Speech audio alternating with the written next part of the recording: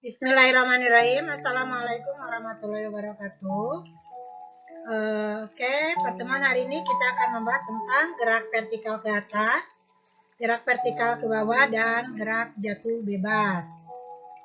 Nah, apa itu gerak vertikal ke atas, gerak vertikal ke bawah, dan gerak jatuh bebas? Nah, ini melanjutkan materi sebelumnya di GLBB. Jadi, persamaannya pun itu adalah sama seperti pada GLBB, cuma beda di simbolnya saja. Nah, kita lihat dari persamaan GLBB-nya dulu ya, di mengingatkan.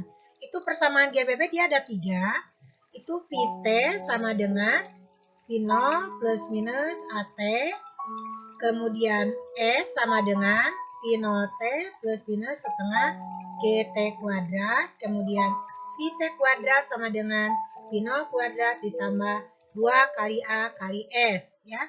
Nah, persamaan ini adalah dasar dari persamaan yang nanti akan kita bahas di gerak jatuh bebas, gerak vertikal ke bawah, dan gerak vertikal ke atas. Jadi cuma beda simbol. Nah, sekarang kita lihat pengertian gerak jatuh bebas atau GJB. GJB merupakan gerak benda yang jatuh dari suatu ketinggian tertentu tanpa adanya kecepatan awal atau P0-nya adalah 0. Contohnya pada kehidupan sehari-hari adalah ketika buah apel jatuh dari pohonnya, buah tersebut jatuh tanpa adanya kecepatan awal. Jadi ciri khas dari GJB itu kecepatan awalnya dia adalah 0. Nah, persamaannya bagaimana? Persamaannya sama kayak di GLBB yang tadi. Cuma bedanya kalau di GJB P0-nya dia adalah 0. Pt sama dengan P0. Karena dia gerak jatuh bebas, berarti dia dianggap searah dengan percepatan gravitasi. Maka dia tandanya positif ditambah GT. Jadi variabel A-nya kita ganti dengan G, variabel H-nya kita ganti dengan variabel S-nya kita ganti dengan H ya. Seperti itu. Nah, ini S kita ganti dengan H. Berarti nanti Pt dia adalah GT.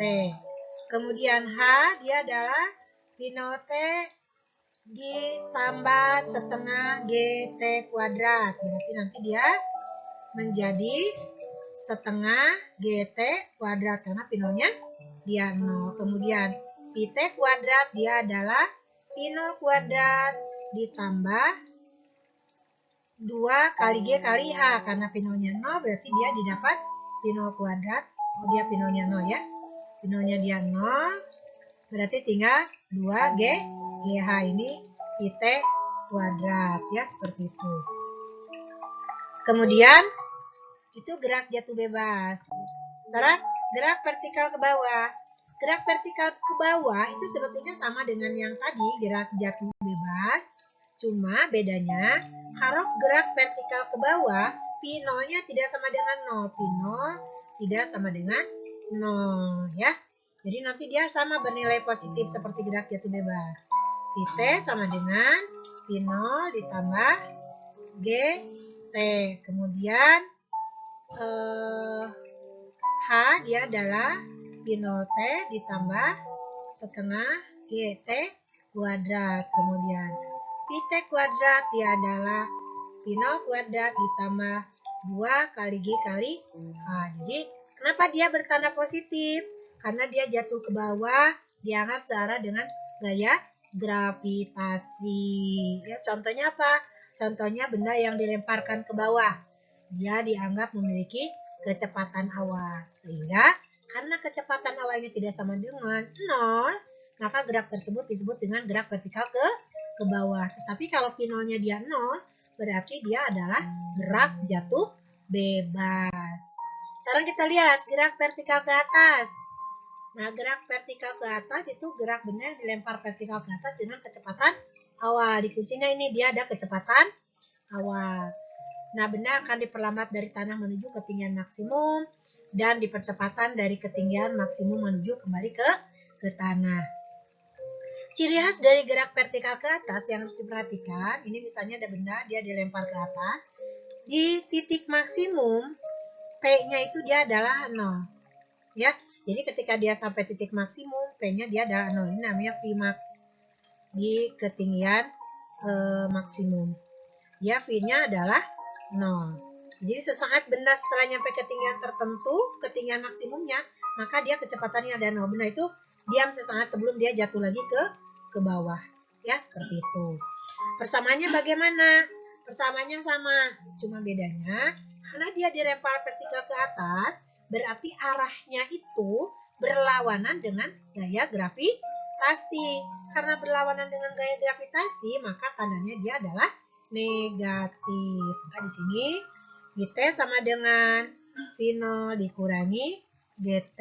Kemudian H sama dengan V0T dikurang setengah GT kuadrat. Kemudian VT kuadrat sama dengan V0 kuadrat dikurangi 2 kali G kali H gitu ya. Seperti itu. Jadi bedanya dengan gerak vertikal ke bawah apa? Tandanya kalau gerak vertikal ke bawah dia bertanda positif. Kalau gerak vertikal ke atas dia bertanda negatif. Karena dianggap nilai G ini berlawanan dengan nilai gaya gravitasi bumi, sehingga dia kasih tanda negatif ya. Coba kita lihat di sini soalnya. Ada sebuah benda, dia jatuh dari ketinggian 100 meter. Jika percepatan gravitasi buminya 10 meter per sekon kuadrat, ditanyakan kecepatan benda saat T sama dengan 2 sekon. Jarak tempuhnya selama 2 sekon. Ketinggian benda saat T sama dengan 2 sekon. Kecepatan benda saat tiba di tanah dan waktu yang diperlukan benda sampai tiba di tanah. Nah, ketika kita melihat soal ini dia bisa jatuhnya gerak jatuh bebas atau gerak vertikal ke bawah dengan kecepatan P0-nya 0. Nah, kalau P-nya 0 berarti P0-nya 0 berarti kita anggap dia gerak jatuh bebas. Coba kita lihat. Kecepatan benda saat T sama dengan 2 sekon.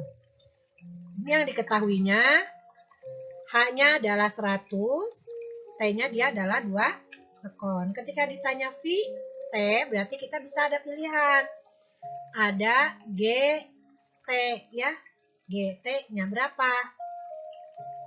G-nya 10, T-nya adalah 2. Jadi ketika 2 sekon kecepatannya 20 meter per sekon. Sekarang kalau ditanya jarak tempuh ketika T sama dengan 2 sekon. Ini yang ditanyakan S atau H ini berapa gitu kan. Jadi kita punya persamaan H itu sama dengan setengah GT kuadrat. Ini setengah, G-nya 10, T-nya adalah 2 kuadrat. Ini dapat 5, berarti dia tingginya 20 meter. Ketika pada T 2 sekon itu ketinggiannya adalah 20 meter. Sekarang kalau ditanya lagi pada saat T sama dengan 2 sekon, ketinggiannya berapa? Yang ditanyakan, yang diketahuinya ya. Nah, yang ditanyakan itu adalah H-nya berapa gitu kan. Jadi kita punya H sama dengan setengah GT kuadrat ya. Kemudian ini setengah dikali 10 dikali 2 kuadrat, dia dapat 20 meter. Jadi jarak yang ditempuh tuh ketika T-nya 20 meter, ketinggiannya juga dia adalah 20 meter, berarti betul ya.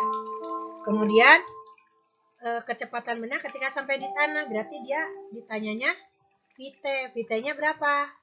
Nah, VT itu dia rumusnya adalah 2 dikali G dikali H. 2 dikali 10 dikali H-nya ketika 2 sekon H-nya berapa? H-nya 20. Berarti dia dapat 40, jadi 400 meter per sekon.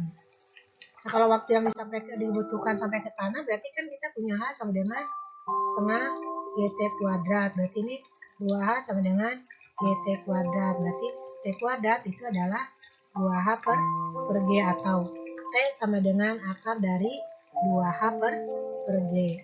Akar dari 2 dikali 100 dibagi 10. Ini coret dapat akar dari 20. Ada 20 itu berarti 4 kali 5 ya. 4 dikali 5 atau 2 akar 5 sekon. Nah, itu contoh untuk gerak jatuh bebas ya, seperti itu. Jadi, itu contoh sederhananya. Oke, terima kasih untuk pertemuan hari ini. Ditutup dengan ucapan wassalamualaikum warahmatullahi wabarakatuh.